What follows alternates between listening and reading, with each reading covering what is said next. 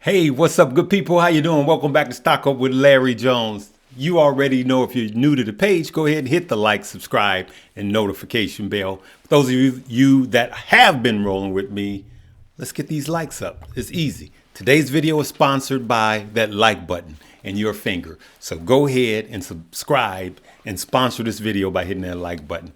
Hey, today we're going to talk about some things that's happening in the market. Going to kind of bounce right quick. I'm going to just want to get straight to it, make this one exact and straight to the point. All right. Hey, so the pre-markets was green, then it went red, and then green, and it's just like a bounce. It's like a bouncy ball. It's just crazy today. So I just took a few notes. Let's get right into it. We had the ISM manufacturing report that came out. The ISM manufacturing PMI numbers came out, and it just showed that manufacturing was a miss by 0.1%. 0.1%. And that came out, right? And then some job news came out right behind that this morning, causing the Dow to really fall, right? And it's just showing that it's higher job openings. Now, higher job openings and job loss are two different things. Remember, the Fed's job right now, today, is to cause unemployment. So if job numbers are coming in good, meaning we have less unfilled jobs, then that is not good for the stock market. Remember, if job numbers come in really, really good, meaning job loss is low, that's good. That's bad for the stock market right now, right? So good is bad and bad is good. So I took a picture with my phone from the TV, so excuse the way it looks. I want you guys to look at this, right? Really good. So look at that. I want you to understand that 2023 is going to be plagued by the Fed. Plagued by the Fed. We can talk, we can have all of the talking heads we want to. The biggest threat to the market this year will be the Fed, right? And so look at this. 5 worst days of 2022. The absolute worst days. Number 1, September 13th. The market dived by 4.3%. It was a hot consumer price index, right? The Fed. May 18th, it dived another 4% from a target miss, right? So why Target? Target kind of tracks what consumers are spending, right? Or you know, how that's going with consumers. So Target, Walmart, those are good indicators of what's happening with retail. Then June 13th, almost another 4%. What again? Another hot CPI, consumer price index number. Then April 29th, an Amazon miss. There again, another track of consumables, you know, that type of deal that is monitoring and tracking what we're spending money on, how much or how less. And then May 5th, another 3.6% post-Fed. And so what's your message? It's the Fed, the Fed, the Fed. They say don't fight the Fed. Well, the Fed is fighting us right now. And the Fed is not your friend right now, because the Fed actually released the minutes from November, and he's sounding hawkish again. So the Fed is sounding hawkish again. That's why the markets is skittish. Man, today was another roller coaster day. Let's take a look. Boom. Look at that. This is the Dow just today. And as you could see, it keeps bouncing from positive to negative. So we opened up really good.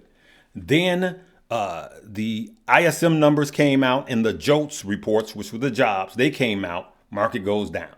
Then it comes back up. Then it goes down. Then it comes back up. Then it dips down. Then it comes back up. Then it dips down again. I mean, you know, all I can think of is the Ohio's Players song, Roller Coaster, right? Roller coaster. That's what we're doing. So the Fed is sounding very hawkish, and that's what's happening right now. It's just not cool. I'm going to get me some cue cards, man. I got my iPad I usually read off of. I'm going to just get me some cue cards and just fling them like Dave does. Or used to do on the nighttime talk show. But listen, we have to keep our eye on the Fed because that is going to be the biggest threat to the markets today. Where we on time? 5 minutes. And I just wanted to get right to it. So in all of my trading, whether it be a big cap, a low cap stock, we're going to keep our eye on the Fed. Now, one of the Feds will be talking, a state by state Fed, I believe, will be talking on CNBC tomorrow, right? I'm going to see what time that is. I believe it is 8:30 a.m. Eastern time, or should I say New York time. So I may be live with that because you will see that what she says could affect the pre-markets and could affect the entire stock market tomorrow. There's going to be a lot of volatility like I suggested to you guys. I suggested to you guys soon as 2022 was over that 2023 will instantly become more rocky. And what a good start to a rocky situation, a bad start for you and I. So the biggest threat to the stock market out of everything is the Fed. And it's going to continue to be the Fed. Now, there was another report stating that the Fed, let's see here, let's go right to it. Here, let's look at this. As we could see, the Fed minutes are a good reminder. Now, let's go. Expected. See here, policymakers set to convene again January 31st, February through February 1st, and expected to deliver the first rate increase of 2023 and 8 of the current hiking cycles at the conclusion of the discussion. Last month, the Fed raised interest rates, we know that, by 50 basis points, bringing the total increase to its benchmark policy rate to 4.25 in 2022. So we know that February 1st, the Fed will be going up again by 50 basis points. That we do know. Hope I hit the right button. There we go. Up by 50 basis points. We expect that. But the Fed will continue to sound hawkish. And I'm going to tell you again, this is what I suspect the Fed is going to do.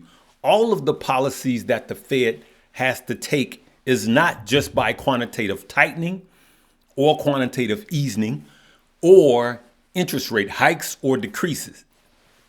Some of his tools, one of the tools in the Fed's toolbox is simply his mouth. He could go from talking hawkish to talking dovish. Talking hawkish, for those of you that are new, is when he says, I'm going to raise interest rates, another 3 months by 75 basis points. It's very hawkish, right? Or he could say, I'm just going to do 25 basis points and then 0 after that. That's very dovish, okay? And so his tool that he is using, one of his tools is talking hawkish, because we have seen the Fed turn around and reverse from hawkish to dovish, and then from dovish to hawkish. So he uses that also, which is a tool that actually moves markets. If you really watch, when he talks in the FOMC meetings, you can see the markets moving. And when I mean moving, by the Dow is moving by hundreds of points, 300 points, 500 points, 800 points, all while the Fed is talking. So get ready for a bumpy ride, because that is the tool I believe he's going to use in the first 6 months more than anything. All right. So let's just keep our eye on that. Hey, today is Weeble Wednesday. Weeble Wednesday. It's going to be in my top link below. Download it. Still, they have 12 free stock, and it's where you can set it and forget it. You can buy fractional shares with Weeble, right? If you want $5 a day of Tesla, Amazon, Google, Microsoft, Apple, if you only want $5 a day, you could go and with Weeble and set it to buy $5 a day daily or weekly or monthly. and you're done. You never have to go back and do it again until you say stop or increase. So that'll be the top link below. Let's get those likes up. And if you are new to the channel, welcome to Stock Up. Welcome to the new set. This is a new year, new you. We ain't scared. We prepared. We will make money this year. I want everyone that have not seen this video to watch this video on how to become a millionaire, because it works, and I dare you to watch the entire thing because it's really easy. The journey to becoming a millionaire, the road is direct and it's easy, but the journey gets tedious. So watch this video. We'll see you tomorrow morning, right? Live, love, laugh, learn, and earn. Watch this video.